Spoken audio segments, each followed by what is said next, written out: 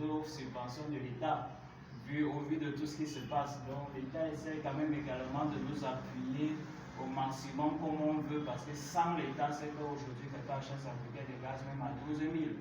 C'est grâce aux subventions de l'État que la bouteille de gaz reste quand même à 6 500.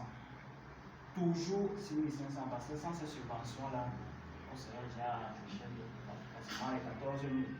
Et donc, du coup, des solutions alternatives également, vu que les solutions naturelles n'arrivent pas vraiment à faire leur effet, certaines solutions alternatives ont été mises sur pied, notamment la création des usines de recyclage pour certains pays qui sont plus ou moins pas avancés. Ici, on a EcoGreen qui essaie quand même de recycler les déchets plastiques. Donc, c'est quand même une initiative, une alternative à saluer grâce à l'État. EcoGreen arrive plus ou moins à recycler nos déchets plastiques. D'autres pays un peu plus avancés, comme l'Algérie, arrivent déjà à produire des biocarburants. Justement, ils arrivent déjà à produire des biocarburants tels le biodiesel, bioéthanol et tout ça qu'ils utilisent déjà pour leurs véhicules et tout. C'est également à saluer l'amélioration sans cesse des champs solaires pour essayer d'implémenter davantage de nouvelles techniques, bien que ça occupe beaucoup plus d'espace. Et on utilise déjà également, en dehors des produits chimiques qu'on utilise pour nos agricultures, certains ont déjà acquis la capacité d'utiliser les composts un peu plus naturels, bien que ça prenne plus de temps pour avoir du très bon compost et pouvoir le dépendre sur nos territoires agricoles. C'est quand même des très grandes perspectives. Mais si on essaie d'aller un peu plus loin, est-ce qu'il n'existe pas des solutions un peu plus favorables pour pouvoir développer ces domaines-là? Parce que si on essaie de se pencher sur chaque contexte, on va voir qu'il y a des dépenses énormes à fournir dans chaque secteur.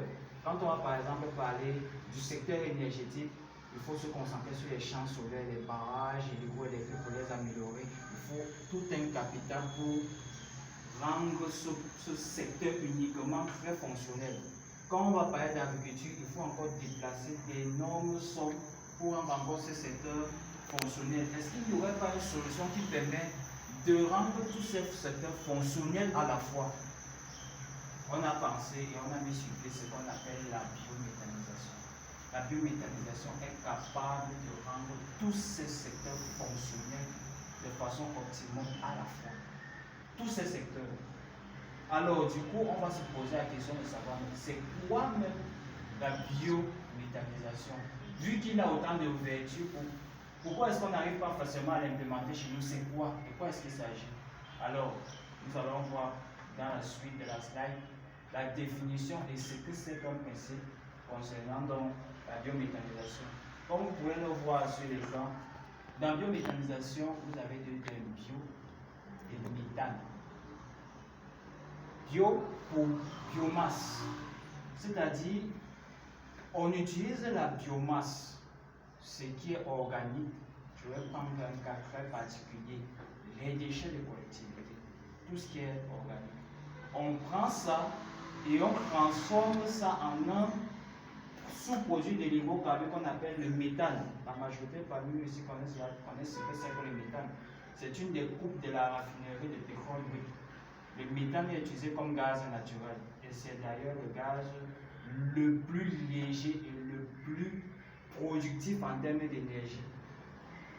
Il a un pouvoir calorifique supérieur dépassant tous les autres produits. Toutes les groupes de C1 à C4, pour ceux qui connaissent un peu la chimie, le C1 est le plus volatile et le plus puissant en termes de pouvoir calorifique supérieur. Il est capable de brûler un peu plus longtemps que les autres.